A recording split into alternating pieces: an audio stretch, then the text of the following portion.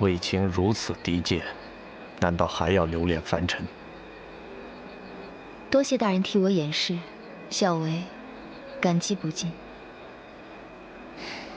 难道这种欺骗和隐瞒，就是你宁可灰飞烟灭，也要追求的人间情爱？这人间情爱，只有经历过的人才能懂。大人铁石心肠，又怎么会懂呢？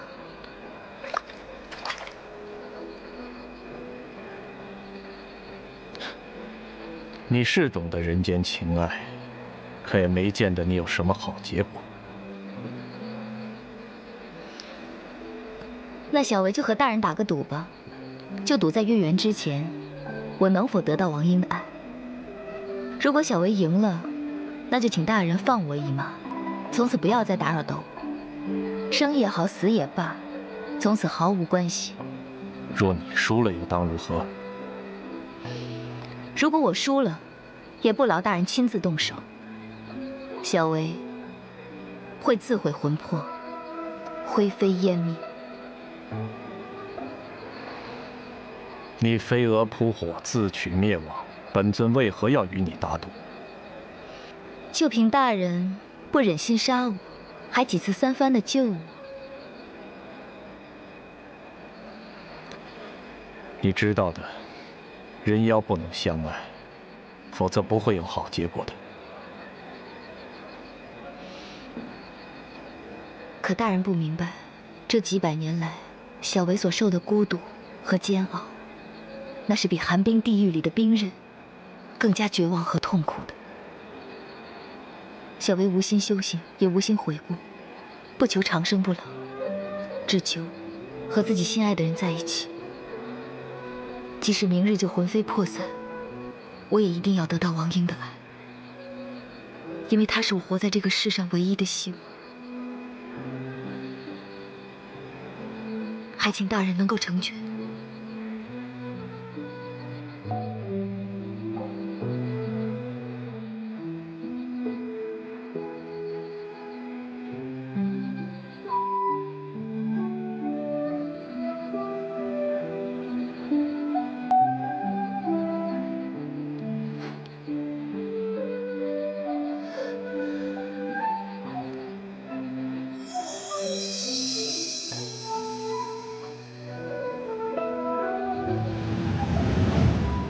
多谢大人。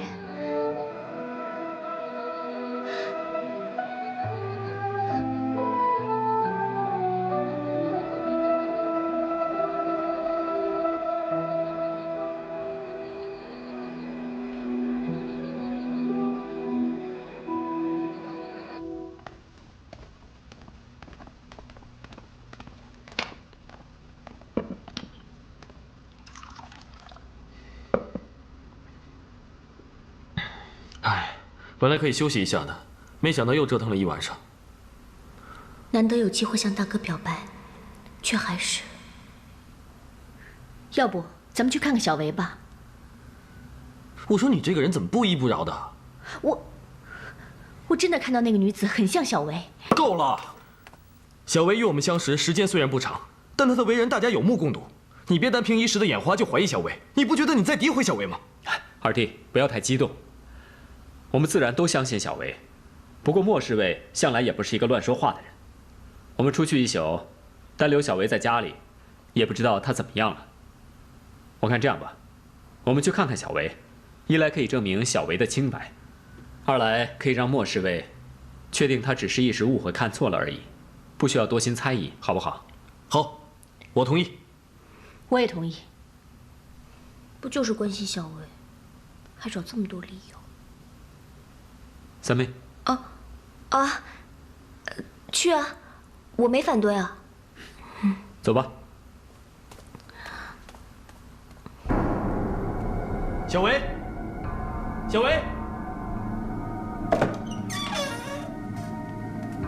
小维姑娘，小维姑娘。这么晚，小维一个女子能去哪里？你又胡乱猜测是不是？你这人怎么这么冷血呢？我只是根据事实来推测，而且我又没说什么。这么晚了，他还不在房间，难道你就不觉得奇怪吗？这有什么奇怪的？也许大家都出去过七夕了，小薇一个人自己嫌闷，便出去逛逛。你别老是心存恶意，污蔑小薇。我知道小薇在哪儿。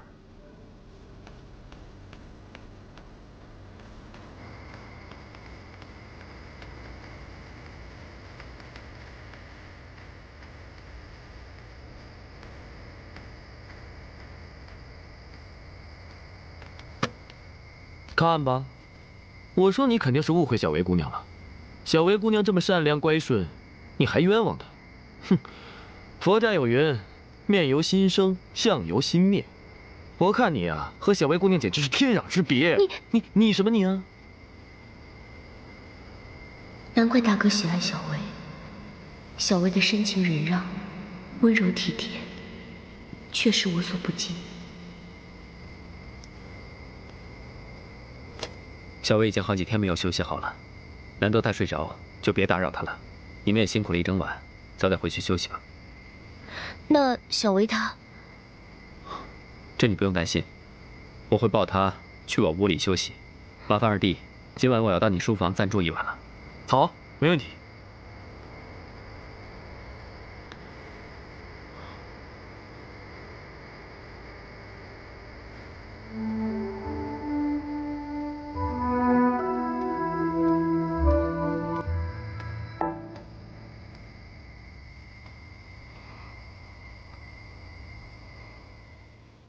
检查，人手检查。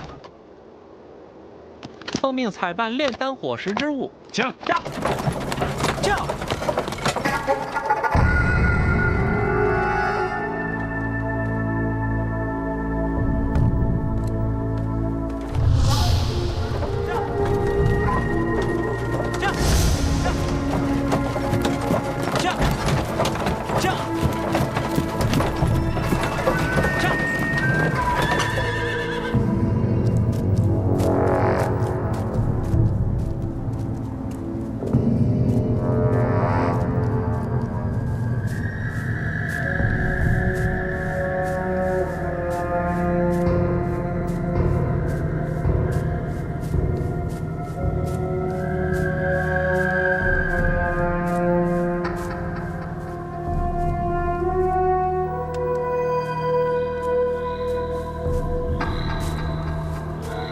义父，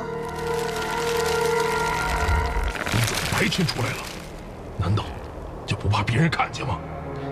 义父，陛下忙于炼丹，白天出来才不容易被察觉呀。此事还是小心为好。今日你冒险前来，莫非在宫中又出了什么事情吗？女儿没事儿，女儿只是担心义父。义父七夕当晚连害2条人命，如今全城戒备森严，这里也并不安全，恐怕京城这里不是义父的久留之地。义父，依我说，你不如先离开京城几天，等避过了风头再回来。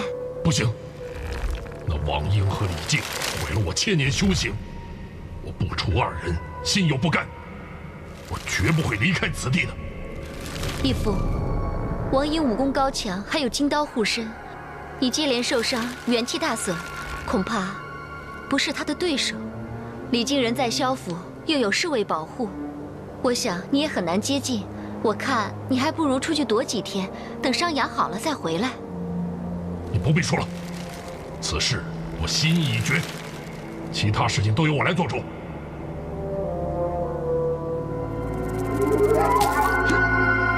谁？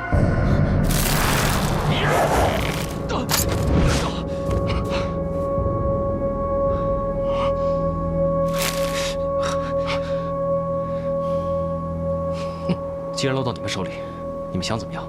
我悉听尊便。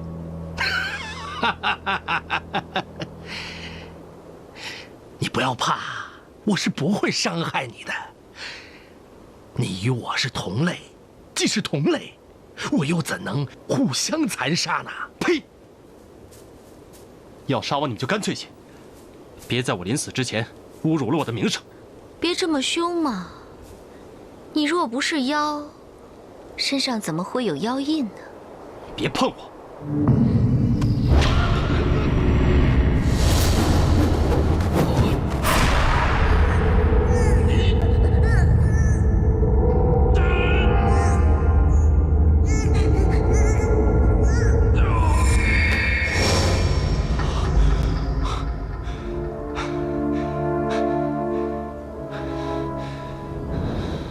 郑杰，你身上有妖印，就算你是人，早晚有一天，你还会变成妖的。我是不会相信你们的。别以为你们用一些幻术就能蒙骗我。我告诉你，我是人，堂堂正正的人。早晚有一天，我会杀了你们。你会杀了我，可是我不会杀你。但是我也不能让你害我。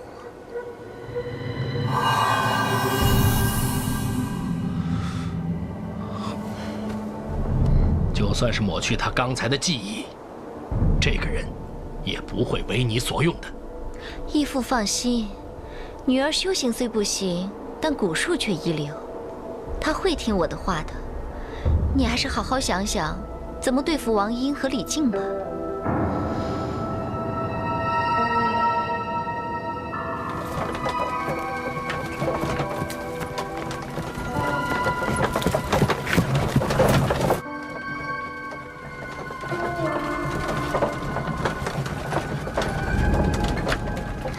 你醒了。我怎么会在这儿？刚才到底发生什么事？还请娘娘提点。陛下最近服用丹药，仍旧体弱，所以我替陛下来山林中寻药。我不想让宫中人得知陛下私事，并悄悄出宫替陛下寻找草药。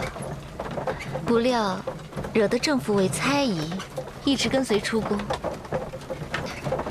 方才郑福为不小心被毒虫咬到晕倒了，是我救的你。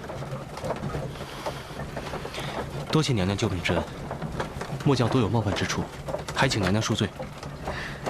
宫中生活本不易，大家都是同乡人，郑福为一片忠心，以后不必客气。先随我回宫吧。